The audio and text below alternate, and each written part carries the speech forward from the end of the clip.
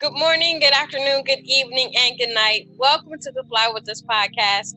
This podcast is bringing the art of conversation, self-love, self-care, mental health care and protection, life lessons, love lessons, and everything in between. Today we're going to talk about coming of age and overexposure.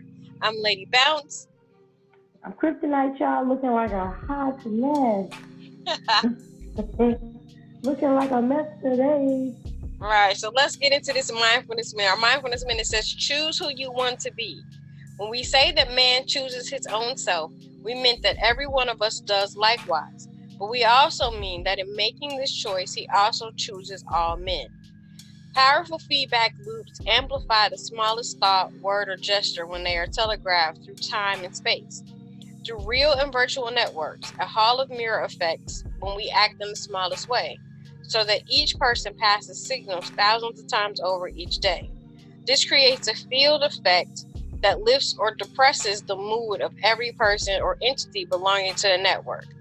Because of the social nature of human beings and the interdependent nature of our evolution with other species, these networks are near infinite. With each interaction, we change the course of humanity and the future of the world. So today, choose for yourself who you want to be. Your choice ripples outward to all of humanity and to extra human nature as well. There is no opt-out clause for our involvement in the universe. Choose compassion, peace, and kindness for all beings. See goodwill rapidly enveloping all of humanity and nature as well. Realize your union with the whole. So as Okay. we recognize our union with the whole, everybody's talking about the movie Cuties. You watched it. What do you think? Um, I think people are losing their mind over some BS. If anything, I would say I was irritated with the end of the movie a little bit. You know what I'm saying? Because it didn't really give a whole lot of clarity. You kind of had to guess about what happened. Um, but that movie, quite frankly, is no different from any other little reality TV show that we see about these little girls getting dressed up in pageant gear and tons of makeup and tons of hairspray and going out here parading across the stage to be judged by men and women. You know what I'm saying? So I don't understand what I think people really are quick to jump on this little bandwagon thing, man. They be on bandwagons and they don't even know what they be riding for. They ain't even sure.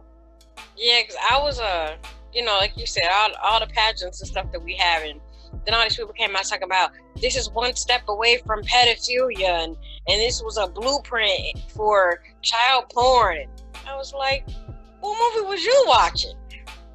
Because I missed all of that. Like, Yeah, don't feel bad because I missed that too. Like I mean, yeah, there was some provocative moves, you know what I'm saying, and the outfits was what they was. They was young girls and everything, but um again, you know what I'm saying? Like they not doing nothing. No, nobody else isn't doing. Our girls do the same thing. We see them wanting to be like Rihanna's and Beyonce's, and they do the dance moves, and they want to wear the outfits, and they want to do all that kind of stuff too. You know what I'm saying? This, I don't even think people really understand what this movie is really about. yeah, I think people missed the point because the whole point was about. Oh, look, I'm falling apart. But the whole point of the movie was why this is wrong and why, we as, the older women in these young girls' lives, why we need to think about our actions and how they affect, these girls who are watching us. There's a time and a place for everything. When I'm in my car by myself, I'm listening to things that I wouldn't necessarily let my daughter listen to, you know. But when she's in the car, I'm like, nah, I'm not gonna play, Lil Kim's first album, because some things she just ain't ready for yet, or some things I'm not ready to expose her to.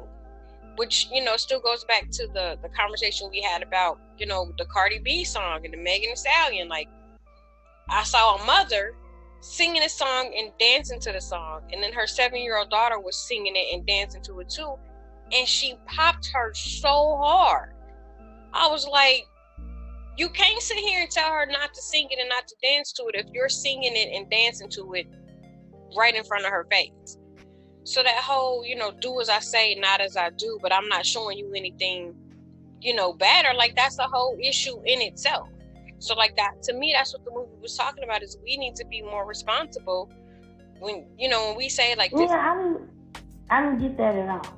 But I mean, I think as far as the movie goes, I think as far as what you just said, that's just something that we as parents just need to do. Period. You know what I mean? Right. As far as that movie goes, that movie, I don't think it was so much about that. You know what I'm saying? I mean, I guess you could take that from that because they couldn't emulate something that they hadn't seen before. But as far as that movie goes, though, I think that movie was just as far as the main character, it was a young girl that was confused because she was coming of age in her culture, but she wasn't coming of age in her environment. Right. And in a lot of ways, her environment and even in some ways in her culture, it was moving too fast. She was trying to keep up and she didn't know how. And I just felt like it was a movie about a confused young girl that had a whole lot going on and just didn't understand what was happening with her. You know what I mean? Mm-hmm. And I felt like the dancing, she wanted to hold on to that. But some of the things that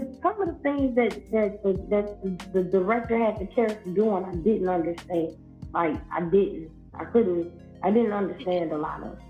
You know what I'm saying? Like, the one part where she in the bathroom and she snaps the picture? Right.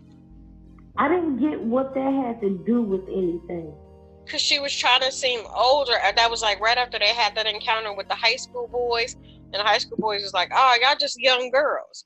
So she wanted to seem like she was older. It wasn't even that.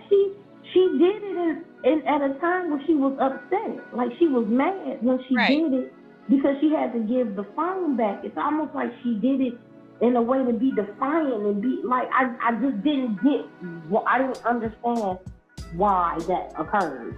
You know what I'm saying? Like I didn't get what that had to do with the situation. Right. Or the movie. I know she was saying, at the one point she was saying, y'all want us to be older, you want us to be older.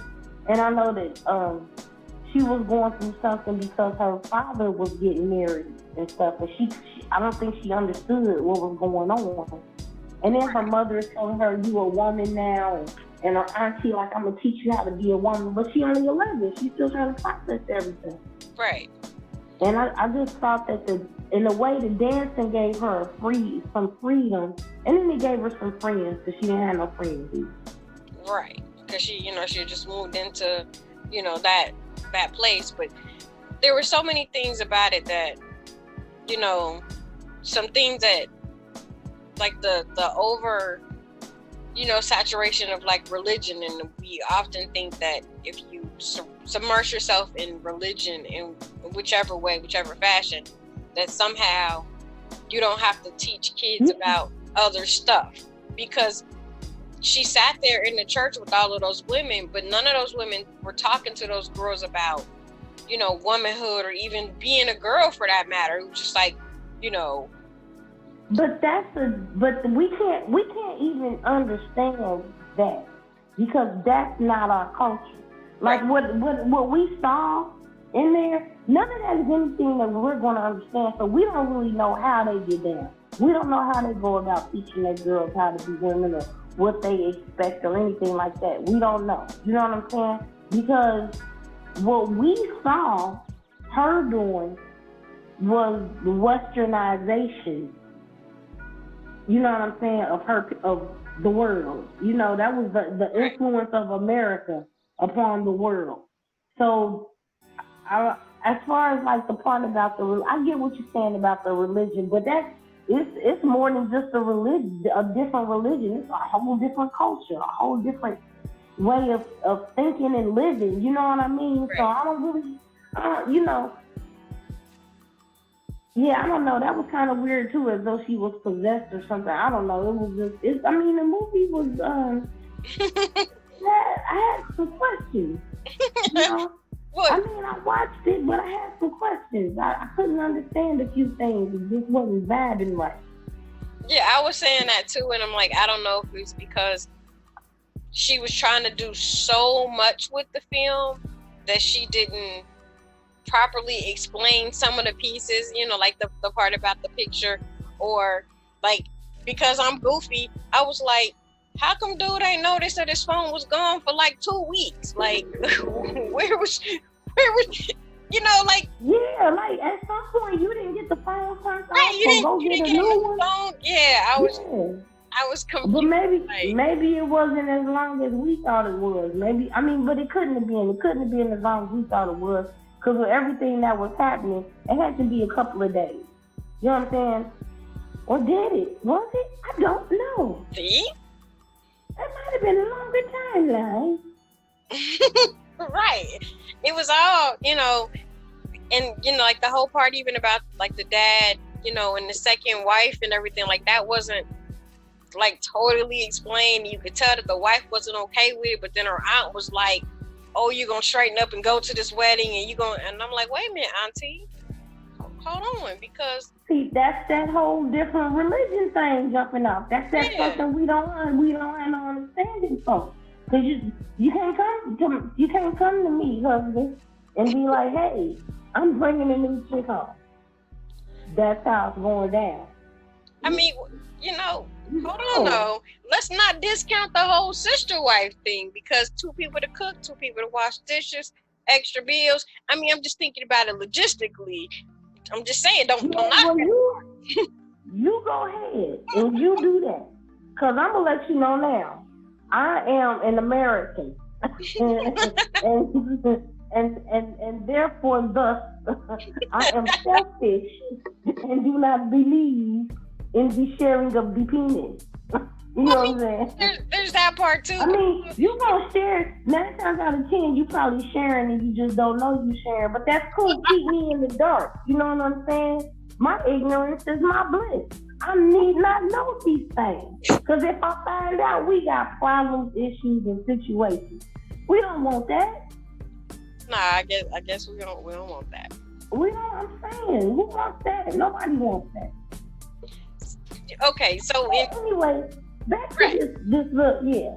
So America is up in arms about this pornography, the children, oh my God. But y'all sit up there and watch that dang on reality show. Which one? Which reality show would you like to choose? What's that one with the little princesses? Toddlers and Tiaras. There we go. I mean, pick one. Yeah, Toddlers and Tiaras, Dance Mama. Who? Mama June done got back. Oh, that's Honey Boo Boo. Yeah, it's okay. Then there's that one. And then, I mean, come on, man. Like, y'all, what the heck? So then, since we know that this is a thing, how do we, what do we do about it? How do we not make it be either such a thing or make it so it's not so taboo when you see it? Like, we have this it's gonna be taboo. It's gonna be taboo when you see it because it's children doing things that seem sexually explicit. You can't hide it from them. It's everywhere. It's all over the internet. It's all in the videos. It's on the street. It's in the house. It's everywhere. Their friends do it. Their mama do it. Their grandmama do it. Man. Everybody. It's something that everybody is doing. The thing is to talk to these girls and let them know that they first of all, if dancing is what we calling it, then let them be free to dance. Now, if the issue is that they're being promiscuous and fast and they dancing with the intention of getting a man's attention, well, we really do need to have a conversation like that. We really do need to discuss why these are your motives and why do you think this is okay. Because some girls are dancing just because they love to dance. Right. And it's not their fault if your dirty ass man can't stop looking at them sexually.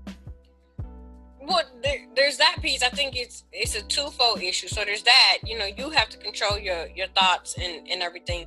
But I also think that these women who run these dance troupes have a responsibility There's so many amazing things that your body can do. Twerking, especially when it's young. Right. So twerking doesn't necessarily have to be a part of your dance routine. You know what? I think the problem is, the issue is what you're wearing while you're twerking. If you twerking in a full pants outfit, ain't nobody really gonna be too mad. But if you got on booty shorts and a tank top and you got cleavage hanging out, well, some people gonna be pissed off at you. Right. You know what I'm saying? But if you are, I think the issue is that a lot of these, if you really want to talk about what's sexual, let's talk about these outfits that they got out here for these kids. Why they got hip huggers made in toddler size? Why is a toddler wearing a hip hugger? Why are 8-year-olds wearing hip huggers? And it's not even so much that parents are going out and buying these clothes. That's what they make. Right. They make these clothes that way. They make it to where you go out. There was a time where I could not find my child a pair of jeans that wasn't hip huggers. Right. I mean, I've had that same issue too. As you know, I have a teenage daughter who has, she started developing. So as she's developing, her clothes need to be a little bit bigger in certain places. And going to the store to find her clothes like that, it's just not possible. Like I can't find her, that aren't skinny jeans, that aren't super tight. Do they just make regular jeans anymore? Do they just make, regular bras? I went to take her bra shopping and every bra is like lacy and sexy and opening in the front, and I'm like, wait a minute, we're not ready for that yet. Some of those. Oh, did you need me to print or Yeah, if you could print. Okay. All right. I'm sorry. Go ahead, Nikki. I'm listening. Okay, perfect. Thank you very much. Have a good one. Okay, you too. Bye. My bad. That was unexpected. Hey, it's live TV. Things happen. Hey, you know it. Hey, you know what I'm saying? I'm killing two birds with one stone right now. So, my bad. Sorry. So yeah, I mean, as far as like looking for clothes and even, I work in a high school, the girls wear a uniform. The girls have trouble finding uniform pants that are just pants. Like everything is so tight. I'm like, these are uniform pants. Why are they snug and hip hugging? So unless they go and buy Dickies or get pants from the boys section, then we like, well, you can't tuck your shirt in because you got a little extra hip action going on. And, the boys, shouldn't be, touching you or thinking about you in that way. But that is what men do. Like, it's a male thing. And for teenage boys, they can't control their hormones necessarily. Now, grown men, that's different. But listen, look, teenage girls can't control their hormones necessarily. Right. We seem to forget that as we are growing up, we become a mess of hormones. Yes. There are a time where puberty kicks in quicker for some than it does for others. And then we end up and we say, oh, my child has changed since they became a teenager. They so different. They act so different. They not the same. They used to be so sweet. Now they so this, they so that. They horny. They walking hormones. They walking hormones. They got these new feelings that they don't know what the heck they are. They not sure what's going on. All they know is last week Peter got on their damn nerves. But this week Peter seems something about Peter has changed and he looks cute. You know what I'm saying? I mean, they don't know what's happening. They just know. The only thing that they can say is that something is different, but they don't know what. And then instead of us talking to our children like they are the young adults that they are growing up to be older adults, we want to keep them in a child's place. But children don't stay children. Right. Now, they grow. And there's an in-between. I'm fully and totally with, children growing and changing, but I also think that because we know that these kids are a walking ball of hormones, I think we as a culture, they're overexposed. They're overexposed to too much and too soon. So they already have these hormones and these feelings that they don't know what to do with, but then everything in their face is, sex. That is why they are supposed to have parents. people that can guide them and help them navigate through these situations. If you see that your child is changing and you see that your child is maybe a little bit more outgoing than they was, you know what I'm saying? Instead of us talking about, oh, you being fast, oh, you doing too much, find out what they looking at. Find out ask them, what you thinking? What's on your mind? How you feeling? You know what I'm saying? Ask them about Peter. See if they still don't like Peter. You feel me? I mean, ask them, and go through their cell phone. I used to look. When I found out about mine, it was because I went through a cell phone, you know? And the conversation is not necessarily going to go well at first because, of course, they're going to be defensive because they done got caught with some BS. And then they also feel ashamed because you weren't never supposed to know about it. And now they feeling some type of way. But you got to get past that. And you have to say, look, I know I'm your mom, but even before that, I am a woman. And I remember what it was like being your age and feeling this and feeling that. That's the conversation I had with my kids. You know what I mean? But before that, there was some issue. Before that, it was like, why you going through my stuff? Mm-hmm. You ain't paid for nothing. I bought this phone. It's my phone. It's on loan to you. I allow you to use it. Therefore, whenever I want to go through it, I can do so. But the thing is, though, when we go through and find the things that we are looking to find, we can't go off the deep end and beat them and call them whores and make them feel bad about being human. We got to talk to them. We got to let them know, hey, look, you are a rose. You are a treasure. Don't let nobody tell you no different. Don't let nobody tell you that you're not special. Damn it, you are.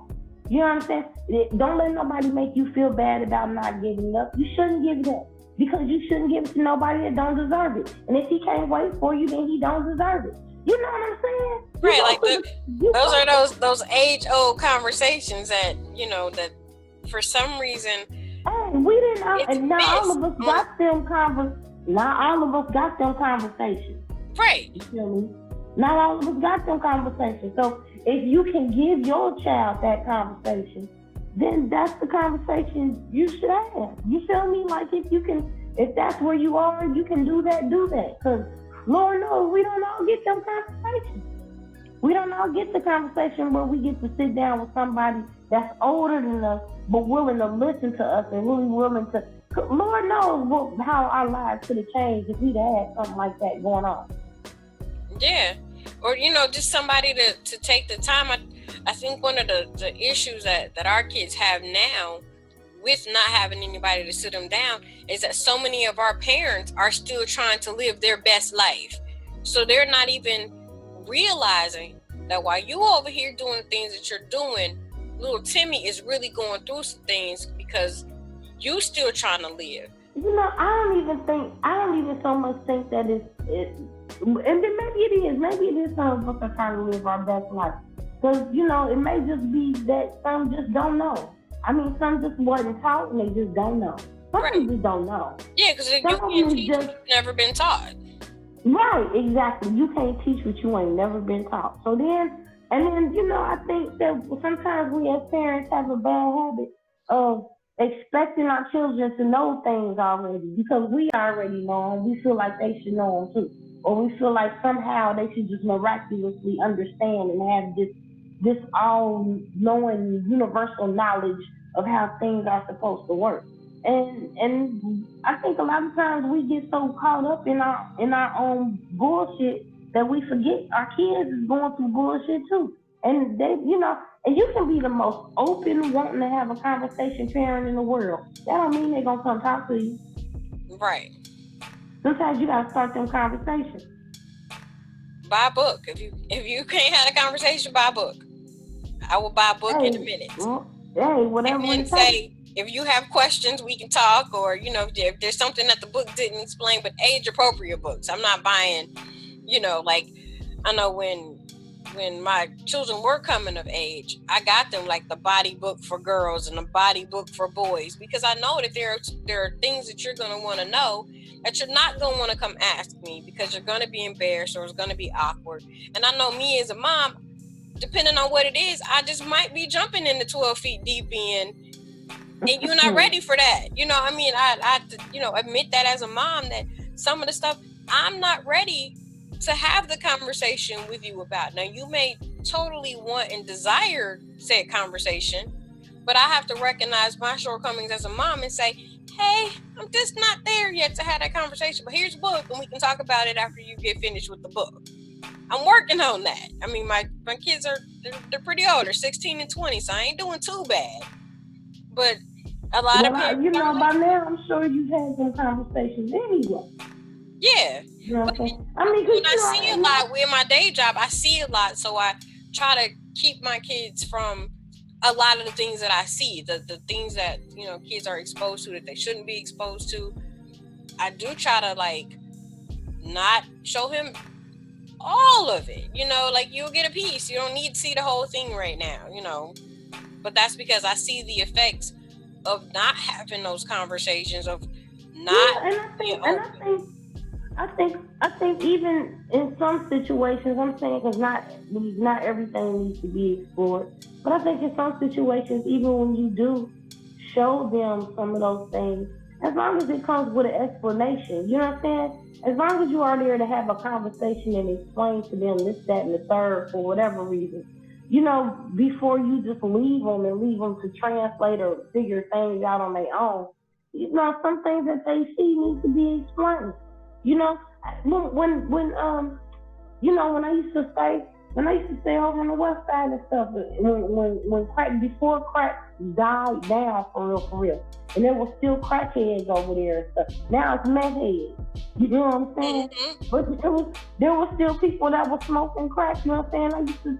Hey, don't be like that walking skeleton out there. That, you know, that person ain't living. You know what I'm saying? I mean, we had those conversations with movies that we will watch. You know what I'm saying? Especially if there was a movie that I felt like had a lot going on. You know, I explained it to them. I couldn't stop them from watching movies. I was always at work. If it was something they really wanted to do, they could do it. I mean, I gotta say, and I said it before, I was really blessed. My children never really went out exploring and being crazy and being wild. Lord knows they could have, because I was at work. Right. I was always at work. You know what I'm saying? So those conversations were valuable. Those conversations need to be had. I remember one time I was talking with Brene.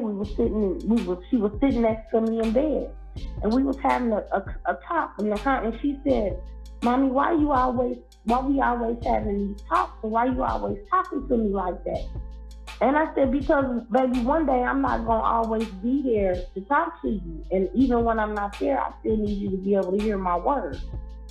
So, you know, if it's something that you're thinking about doing, maybe if you might hear my voice telling you not to do it, because you know it's something that you shouldn't do." You know what I'm saying? So absolutely. Those conversations, those talks, that stuff matters, y'all. All of that matters. In the end, they listen. They really do listen. You know what I'm saying? We thinking they don't listen, but they listen. They do. So it's funny that you said what you said earlier about, you know, if you're not ready and a boy is, you know, don't care what he thinks. So that brings us to our self-care assignment. It wraps up with a bow so neatly today. Well, all right. So don't care what others think of you. We constantly seek acceptance from those around us and try to find satisfaction from the approval of others. But in the end, we still feel empty. You may dress a certain way or do certain things to fit in with those around you, but all you achieve is changing yourself. The secret to becoming a happier person is to relinquish the need to impress others and to realize that the only person who needs your approval is you. Sure, it's nice to be praised for your work and it's nice to make your parents proud, but those shouldn't be the main reasons you do what you do. Everything you are and everything you achieve should only be for you. Pleasing others is an added bonus. Boom. So, of course, we have to end it all with some brain science, because that's how we do it here. So you got it. I got it. You know I do. So sexualization of young girls is linked to common mental health problems in women and girls, such as low self-esteem, eating disorders, finding our value in sex and hyper-sexualization, which gives us a false sense of what we bring to the table. We often think that we bring our bodies to the table and that's all we have to offer in a friendship or in a relationship, with a man.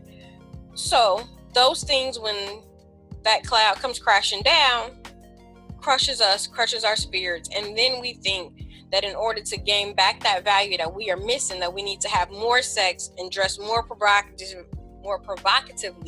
to bring back that value that we're missing.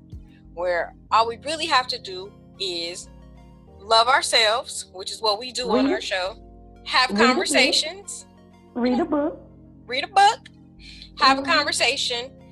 And, trust yourself. You're not always going to get it right. But if you're listening and you're trusting yourself and you're trusting a higher sense of self, you're always going to be okay. And that right there, trust yourself. You know who you are. Be who you want to be. And maybe they don't be who they are, who they want to be, and that just happens to be a hoe. No, I'm just saying. But we don't want to make that the ideal. How about that? Well, at least not for the cheerers. We don't want the cheerers. No, let's not let the cheerers be. Look, I gotta take this off. It's getting on my nerves. Let's not let the cheerers be that way. It was driving me. At least it don't look as bad as it did. I'm about to handle this, y'all. I'm about to do it. I'm working on it. Well, when we like Kryptonite, go get that hair together. You can follow us on Facebook, on Twitter, on SoundCloud, and Instagram, and wherever you find your favorite podcast. You can always email us at flywithusla@gmail.com. I'm Lady Bounce. I am Kryptonite, y'all. And we out of here.